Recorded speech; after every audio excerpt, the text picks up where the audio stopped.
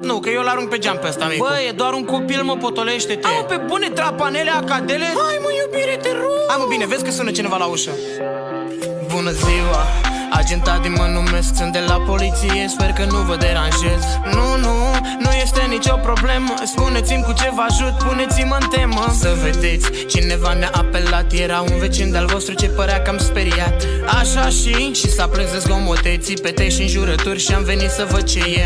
Nu, liniști, nu sunt probleme, am avut o mică ceartă în familie, știți cum e? Nu știu, spuneți-mi ce s-a întâmplat și încă o întrebare scurtă, ce-i cu ăia 6 saci? Am făcut curat în casă că era război și de ce te doare capul ce are omul în gunoi? Mă, ce dracu faci, stai la vorbă cu un curcan. Deci vă rog, important să nu fiți recalcitrant. Ai dovezi pentru ceva? Nu. Măcar un mandat? Nu. Atunci nu mai pierde timpul, hai te-am salutat. Păi, niciun păi, morții voștri de sticleți. Întăriri pe alunului, băieții sunt cam suspecți.